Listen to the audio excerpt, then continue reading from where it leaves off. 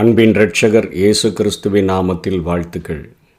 இந்த நாளிலும் எரேமியா தீர்க்கதரிசியின் புஸ்தகம் 34வது அதிகாரத்தை நாம் தியானிக்க போகிறோம். இந்த அதிகாரத்தில் கிட்டத்தட்ட கிமு 588 நேபுகாத்நேச்சாரும் அவனுடைய சர்வசேனையும் அவனுடைய ஆளுகைக்குட்பட்ட பூமியின் சகல ராஜ்யங்களும் சகல ஜனங்களும் எருசலேமுக்கும் அதை சேர்ந்த சகல பட்டணங்களுக்கும் விரோதமாக யுத்தம் பண்ணி கொண்டிருக்கையில் எரேமியாவுக்கு கர்த்தருடைய வார்த்தை உண்டாகிறது. அவர் சிதேக்கியா ராஜாவின் இடத்துல போய் அவருக்கு இவர் காரியங்களை ஆண்டவர் சொன்ன காரியங்களை சொல்லுகிறார்.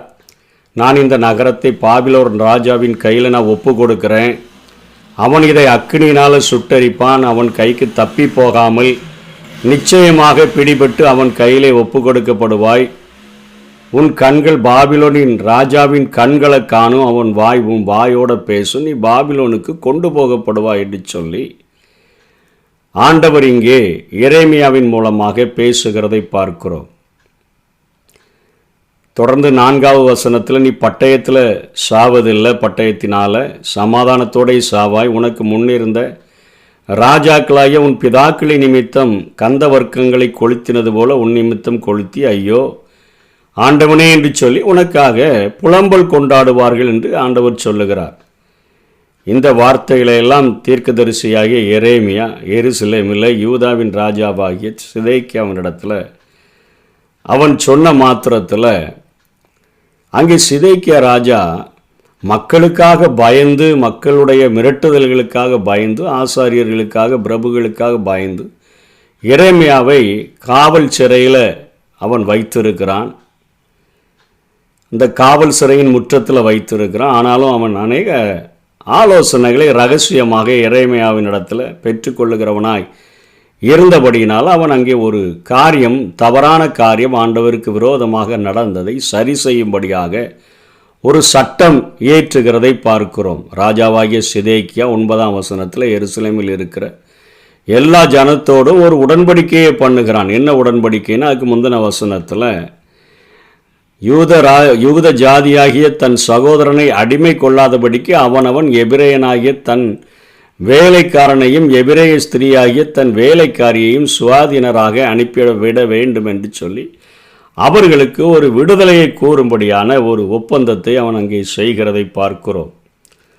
அவர்கள் என்ற வார்த்தை இங்கே எபிரேய அடிமையை குறிக்கிறது. அவர்கள் பிற்காலத்தில் இஸ்ரவேலர்கள், யூதர்கள் என்று சொல்லி அவர்கள் அழைக்கப்பட்டார்கள். அவர்கள் கடன்களின் நிமித்தம் அடிமைகளாக விற்கப்பட்டு ஆண்களும் பெண்களுமே விற்கப்பட்டார்கள். 6 ஆண்டுகளுக்கு பின்பாக அவர்கள் விடுதலையாக வேண்டும் என்று சொல்லி மோசையினுடைய நியாயப்பிரமாணம் அவர்களுக்கு இருந்தது.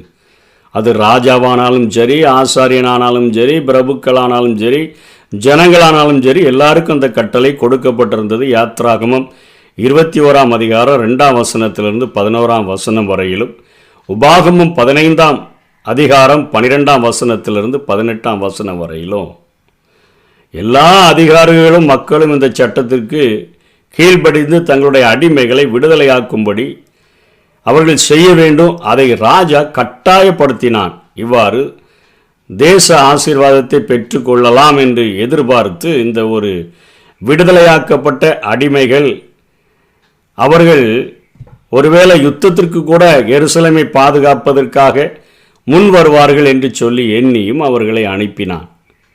இந்த நேரத்தில் எகிப்திய சேனைகள் அங்கே பாபிலோன் ராஜாவோடு கூட யுத்தம் பண்ண புறப்பட்டு வந்தபடியினால நேபுகாத்நேச்சார் அவர்களோடு கூட யுத்தம் பண்ணும்படியாய் திரும்பினபடினால சிதேக்கியாவும் மற்ற ஜனங்களும் நினச்சிட்டாங்க, நம்ம இப்படிப்பட்ட காரியத்தை செய்தபடினால ஆண்டவர் அவர்களை நம் தேசத்திலிருந்து திரும்ப அனுப்பிவிட்டார் என்று சொல்லி அடிமைகளாக அனுப்பப்பட்ட அடிமைகளாக இருந்த ஜனங்களை சுவாதீனராக அனுப்புனாங்க. இப்போ யுத்தம் நின்ன உடனே அவங்க திரும்ப போய் அடிமைகளெல்லாம் கூட்டு கொண்டு வந்து திரும்ப அதே வேலையில் 7 வருஷம் ஆனாலும் அனுப்பாமல் அவர்கள் வைத்து கொண்டபடியினால் ஆண்டவர் திரும்பவும் நேபுகாத்நேச்சாரை இவர்கள் மாறாட்டம் பண்ணி 11ஆம் வசனத்தில் தங்கள் சுயாதீனரை அனுப்பிவிடும்படியாக சுவாதீனராக வேலைக்காரரையும் வேலைக்காரிகளையும் அனுப்பிவிடும்படியான கட்டளை பெற்றிருந்த போதிலும் மறுபடியும் அழைப்பித்து அவர்களை வேலைக்காரரும் வேலைக்காரிகளுமாய் இருக்கும்படி அடிமைப்படுத்தி கொண்டார்கள் என்று 11ஆம் வசனம் சொல்லுகிறது. இது நிமித்தமாக ஆண்டவர் திரும்பவும் அங்கே நேபுகாத்நேச்சாரை இந்த தேசத்தின் மேலே அவர் படையெடுக்கும்படியாக அவர் அனுப்புகிறதை பார்க்கிறோம். நீங்களோ இந்நாளில் மனம் திரும்பி 15ஆம் வசனத்தில் அவனவன் தன் தன் அயலானுக்கு விடுதலையை கூறின விஷயத்தில் என் பார்வைக்கு செம்மையானதை செய்து என் நாமம் தரிக்கப்பட்ட ஆலயத்தில் இதற்காக என் முகத்துக்கு முன் உடன்படிக்கை பண்ணி இருந்தீர்கள். ஆனாலும் நீங்கள் மாறாட்டம் பண்ணி என் நாமத்தை பரிசுத்த குலைச்சலாக்கி நீங்கள் அவனவன் விடுதலையாகவும் சுவாதீனராகவும் அனுப்பிவிட்ட தன் வேலைக்காரனையும் வேலைக்காரியும் திரும்ப அழைத்து வந்து அவர்களுக்கு உங்களுக்கு வேலைக்காரரும் வேலைக்காரிகளும் ஆக்கும்படி அடிமைப்படுத்தி கொண்டீர்கள். இன்றைக்கி நம்ம ஒரு பிரச்சனையில் இருக்கும்போது, நம்ம இன்றைக்கி ஒரு போராட்டத்தில் இருக்கும்போது, ஒரு ஆபத்தில் இருக்கும்பொழுது ஆண்டவரை அறிந்தவர்களாக இருந்தோன்னா முழங்கால் படியிட்டு, ஆண்டவரே நாங்கள் என்ன தவறு செய்திருக்கிறோம், என்ன மீறுதலை உமக்கு விரோதமாக செய்திருக்கிறோம், நாங்கள் அதை சரி செய்யணும், எங்களுக்கு விடுதலையை தாங்க என்று சொல்லும் பொழுது மனதுருக்கத்தின் தேவன் அநேக நேரங்களிலே நமக்கு விடுதலையை கொடுக்கக்கூடியவராக இருக்கிறார். ஆனால் அந்த விடுதலை கிடைத்த உடனே நம்ம மீண்டுமாக நம்ம எந்த ஒரு காரியத்தை செய்தது நிமித்தமாக அப்படிப்பட்ட ஒரு தண்டனைகளுக்குள்ளாக்கப்பட்டோம் என்று நினைத்தோமோ அதே பாவத்தை துணிந்து செய்வது போலத்தான் இவர்களும் இங்கே படையெடுப்புக்கு வந்த நேபுகாத்நேச்சாரே திரும்பி போயிட்டார, அதற்கப்புறம் நம்ம எதுக்கு கீழ்ப்படியணும்னு சொல்லி அவர்கள் அங்கே அந்த அடிமைகளாய் கொண்டவர்களை திரும்பவும் அவர்கள் அந்த பணிகளிலே இழுத்து கொண்டு வந்து வைத்து விடுகிறார்கள்.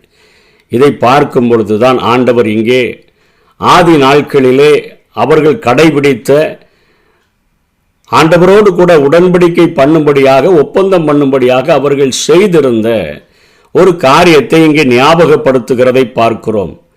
என்ன சொல்லுகிறார்? என் முகத்துக்கு முன் பண்ணின உடன்படிக்கையின் வார்த்தைகளை நிறைவேற்றாமல் என் உடன்படிக்கையை மீறின மனுஷரை நான் துண்டங்களின் நடுவாக கடந்து போகும்படி அவர்களை 2ஆக துண்டித்த கன்றுக்குட்டியை போல ஆக்குவேன் என்று 18ஆம் வசனத்தில் அந்த நாட்களிலே ஒப்பந்தத்துக்கு உடன்படிக்கைக்கு அவர்கள் பயன்படுத்தின முறைமையை இங்கே ஆண்டவர் எரேமியாவின் மூலமாக ஜனங்களுக்கு ஞாபகப்படுத்துகிறதை பார்க்கிறோம்.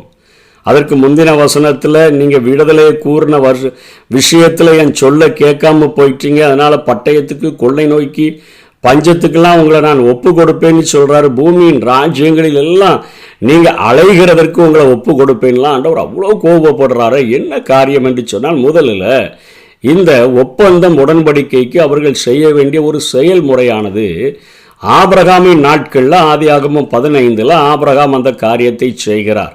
ஆண்டவரோடு கூட ஒரு உடன்படிக்கை, தேவாதி தேவனோடு கூட ஒரு உடன்படிக்கையை ஏற்படுத்தும்படியாக அவர் அங்கே 15ஆம் அதிகாரத்தில் கன்றுக்குட்டிகளை, ஆட்டுக்குட்டிகளை, பறவைகளை மட்டும் துண்டிக்காமல் மீதி எல்லாரையும் சரிபாதியாக மீதி அவைகளை துண்டித்து வைத்து துண்டங்களின் நடுவிலே உடன்படிக்கை பண்ணுகிறவர்கள் நடந்து போக வேண்டும். ஆனால் அங்கே ஆண்டவர் மனிதனுக்கும் தேவனுக்கும் இடையே உள்ள உடன்படிக்கையில் ஆண்டவர் என்றைக்குமே மாறாதவராக இருக்க முடியும் என்கிறபடினால ஆபிரகாம நல்ல அருமையான ஒரு நித்திரையை வர வச்சுட்டு ஆண்டவர் அங்கே ஒரு புகைகிற சூளையாக, அக்கினி ஜுவாலையாக அந்த 2ஆக துண்டிக்கப்பட்டு ஒன்றுக்கொன்று எதிராக வைக்கப்பட்ட துண்டங்களின் நடுவில் அவர் கடந்து போகிறார். என்ன ஆபிரகாமே, ஒருவேளை நீ கீழ்ப்படுகிற, நீ என்னுடைய உடன்படிக்கைக்கு இதோடு நடந்து வந்துட்டானா ஓகே, உன்னுடைய சந்ததிகள் இதை பின்பற்றாமல் போனாங்கன்னு சொன்னால் இங்கே சொல்கிறாரு,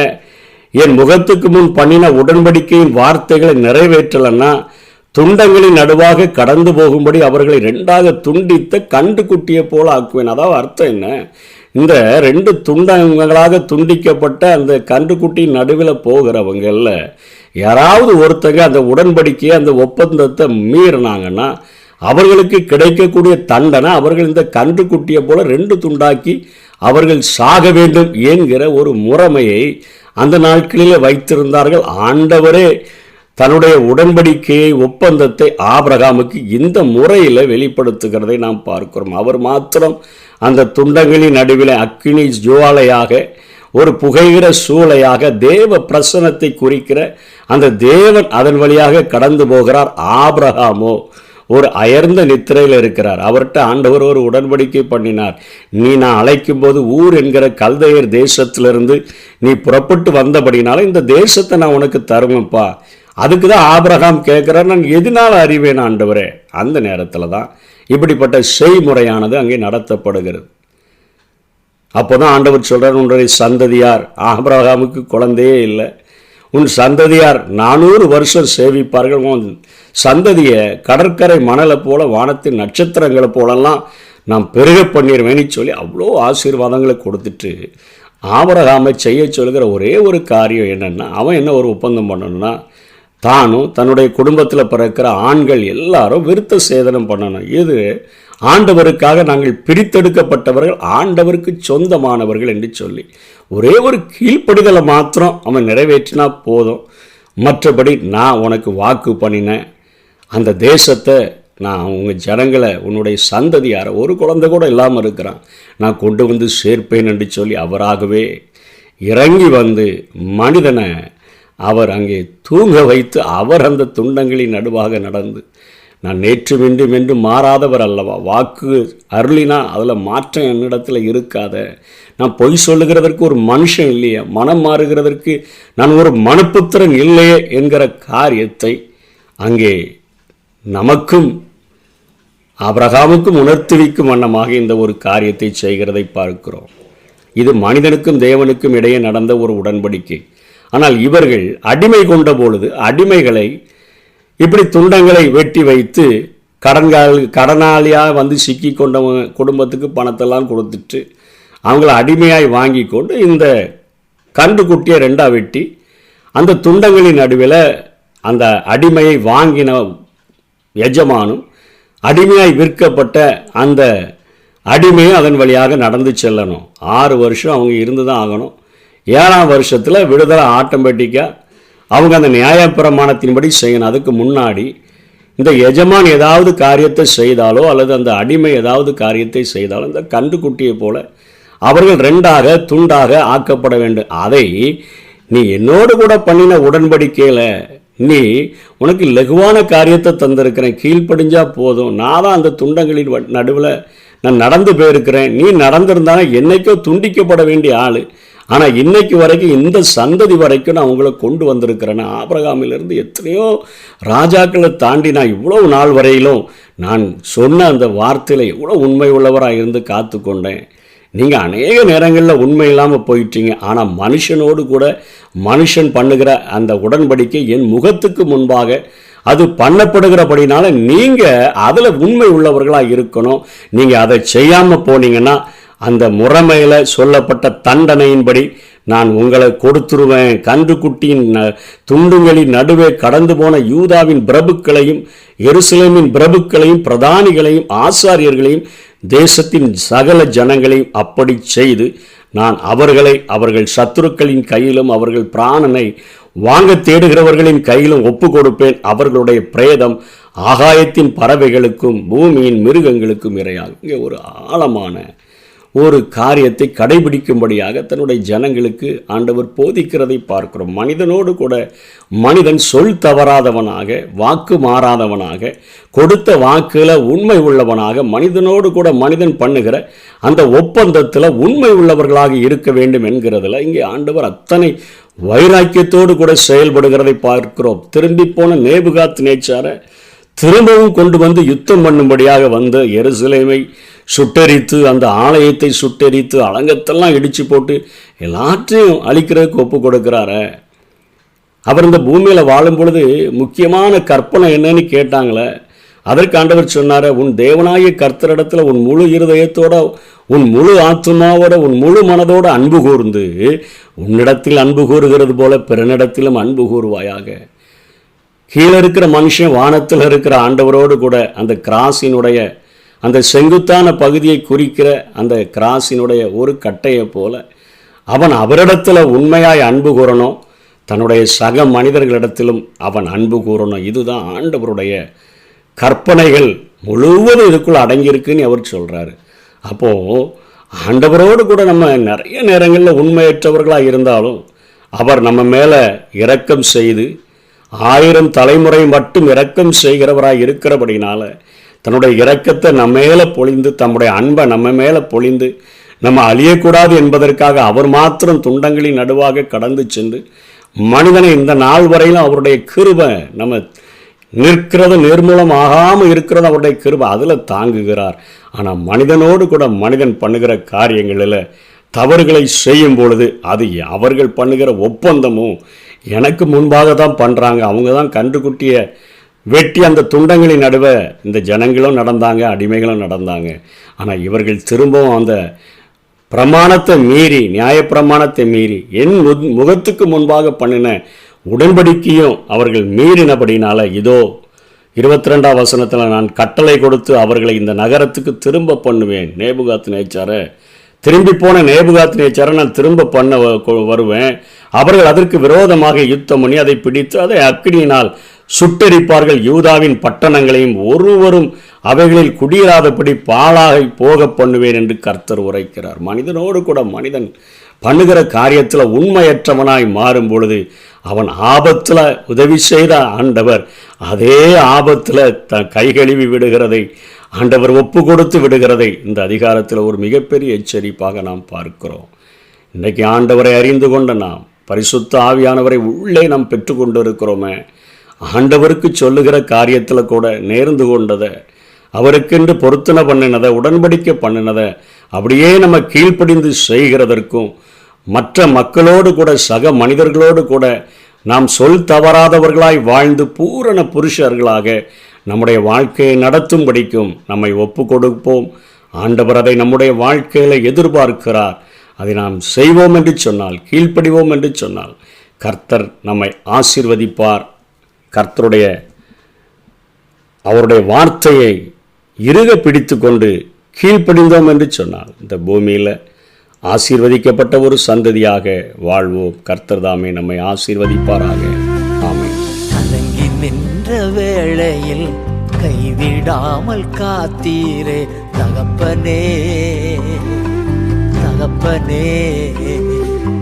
கலங்கி நின்ற வேளையில் கைவிடாமல் காத்தீரே தகப்பனே, தகப்பனே. நீர் போதும் என் வாழ்வில், நீர் போதும் என் வாழ்வில், நீர் போதும் என் வாழ்வில், நீர் போதும் என் வாழ்வில்.